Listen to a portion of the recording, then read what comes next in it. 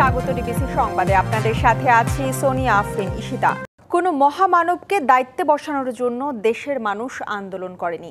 ওই মহামানব গণতন্ত্রের সমাধান দিবেন এটাও বিশ্বাস করে না জনগণ, এমন মন্তব্য করেছেন বিএনপির স্থায়ী কমিটির সদস্য আমির খসরু মাহমুদ চৌধুরী।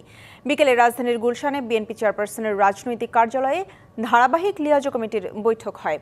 বৈঠক শেষে আমির খসরু আরও বলেন, বিএনপির সঙ্গে রাজপথে থাকা অন্তত 50টি দল ডিসেম্বরের আগে নির্বাচন চায়। একটি বিশেষ মহল গণতন্ত্রকে সংস্কারের মুখোমুখি করছে বলেও মন্তব্য করেন তিনি। বৈঠকে অংশ নেয়া ন্যাপ ভাসানী, আম জনতা পার্টি ও বাংলাদেশ পিপলস পার্টির নেতারা 1 মাসের মধ্যে নির্বাচনী রোডম্যাপ ঘোষণার দাবি জানান। আমরা আজকে 3টি রাজনৈতিক দলের সাথে আমাদের কোন মহামানবকে বাংলাদেশের দায়িত্ব দেওয়ার জন্য বাংলাদেশের মানুষ আন্দোলন সংগ্রাম করে নাই, ত্যাগ স্বীকার করে নাই। আর কোন মহামানব কোন দেশের গণতন্ত্রের সমাধান দেবে তার জন্য বাংলাদেশের জনগণকে অপেক্ষা করতে হবে, এটা বিশ্বাস করার কোনো কারণ নেই। ডিসেম্বরের মধ্যে যদি নির্বাচন করতে হয়, আগামী মাসের মধ্যে নির্বাচনী রোডম্যাপ এই সরকারের থেকে আমরা চাচ্ছি। দেশের মানুষ সবাই উদ্বিগ্ন হয়ে আছে সুষ্ঠু একটি নির্বাচনের আশায়। নির্বাচন দিয়ে আমাদের দেশটিকে সুষ্ঠুভাবে আবার পরিচালনা করার সুযোগ করে দেন। 3 থেকে 4 বছরের কার্যক্রম ছাড়া রাজনৈতিক দলকে নিবন্ধন না দেওয়ার দাবি জানিয়েছে গণ অধিকার পরিষদ। দলটির নেতারা জানিয়েছেন, ঐকমত্যের মাধ্যমে তৈরি জাতীয় সনদে সই করেই রাজনৈতিক দলগুলোকে নির্বাচনে আসতে হবে। ভবিষ্যতে যাতে কেউ এই সনদ বাতিল করতে না পারে এজন্য গণভোটের মাধ্যমে পাশ করার প্রস্তাব দিয়েছে গণ অধিকার পরিষদ। সোমবার সকালে জাতীয় সংসদের এলডি হলে ঐকমত্য কমিশনের সঙ্গে বৈঠকে বসে গণ অধিকার পরিষদ। এ সময় দলটির সভাপতি নুরুল হক নূর বলেন, রাজনৈতিক দলের সঙ্গে আলোচনার ভিত্তিতে সংস্কারের যে চূড়ান্ত সিদ্ধান্ত হবে তা অন্তর্বর্তীকালীন সরকারের সময়েই বাস্তবায়ন করতে হবে। সংস্কারগুলো আলাপ আলোচনার মধ্যে দিয়ে ঠিক হবে, সেগুলো এই সরকারের অধীনেই বাস্তবায়ন করতে হবে।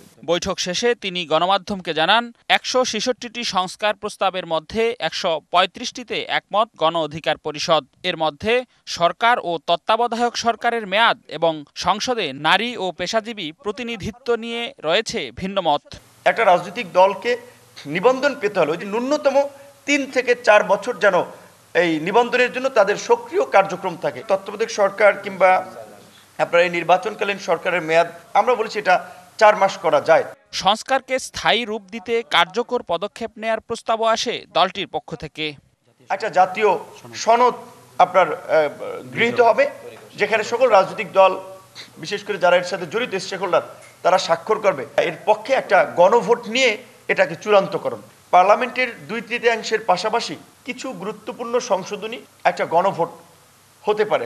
তবে আলোচনার টেবিলে সব সমাধান সম্ভব নয় মনে করে ঐকমত্য কমিশন।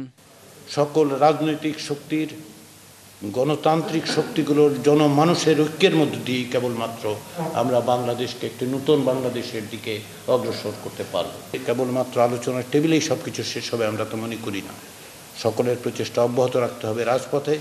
আগামী মাসের মধ্যেই সংস্কার প্রস্তাব চূড়ান্ত করতে চায় জাতীয় ঐকমত্য কমিশন। রেদওয়ানুল হক, ডিবিসি নিউজ, ঢাকা। নিরীহ কাউকে যেন গ্রেপ্তার বা হয়রানি করা না হয় সেই নির্দেশনা পুলিশের সব স্তরে দেওয়া হয়েছে। এই কথা জানিয়ে পুলিশ মহাপরিদর্শক বাহারুল আলম বলেছেন, মামলা হলেই গ্রেপ্তার করা যাবে না।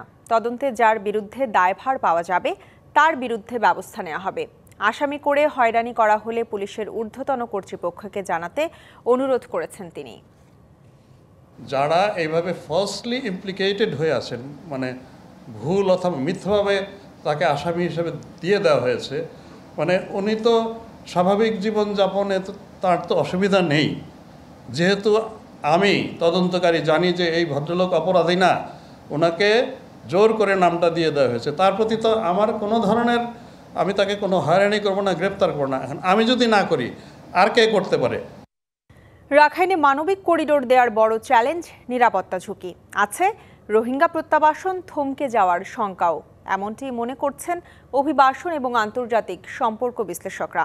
তারা বলছেন, এ ধরনের করিডোর চালু হলে বিদ্রোহী বা সন্ত্রাসী গোষ্ঠী একে নিরাপদ পথ হিসেবে ব্যবহার করতে পারে।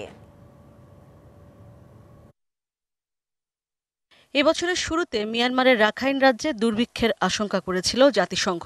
গৃহযুদ্ধে বিধ্বস্ত রাখাইনে মানবিক সহায়তা পৌঁছে দিতে বাংলাদেশের কাছে জাতিসংঘ করিডোর দেওয়ার অনুরোধ করেছিল। আন্তোনিও গুতেরেসের বাংলাদেশ সফরের সময়ও বেশ কয়েকটি মানবাধিকার সংস্থা এ বিষয়ে ব্যবস্থা নেবার আহ্বান জানায়। রবিবার জাতিসংঘের তত্ত্বাবধানে শর্ত সাপেক্ষে মিয়ানমারে বেসামরিক লোকজনের জন্য করিডোর দেওয়ার নীতিগত সিদ্ধান্তের কথা জানান পররাষ্ট্র উপদেষ্টা। যদিও শর্তগুলো কি তা জানাননি তিনি। আপনাদেরকে বলতে পারি নীতিগতভাবে আমরা এটা সম্মত, কারণ এটা হিউম্যানিটেরিয়ান একটা প্যাসেজ হবে, কিন্তু এটার কিছু আমাদের কিছু শর্তাবলী আছে, সেগুলি আমি ডিটেলস এখন যাচ্ছি না। সেই শর্তাবলী যদি পালিত হয় আমরা এটা অবশ্যই কোঅপারেট করবো ইউএনের তত্ত্বাবধানে অবশ্যই।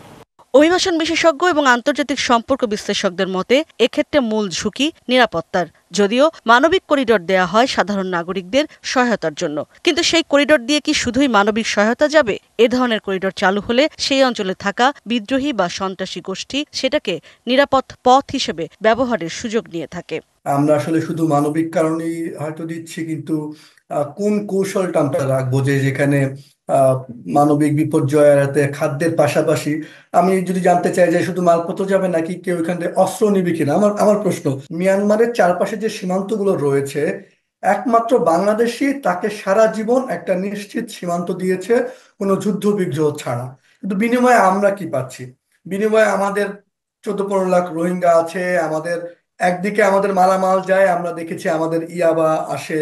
এই প্যাসেজ ব্যবহার করে আসলে দুর্ভিক্ষ কবলিত মানুষকে কতটুকু সুরক্ষা দেওয়া যাবে সেটা যেরকম গুরুত্বপূর্ণ, সেই ক্ষেত্রে মায়ানমারের কারা এই প্যাসেজের বেনিফিশিয়ারি হবেন এবং সেই ক্ষেত্রে দ্বন্দ্বের তৈরি হবে কিনা সেগুলো নিশ্চিতভাবে বাংলাদেশ সরকার আলোচনা করছেন।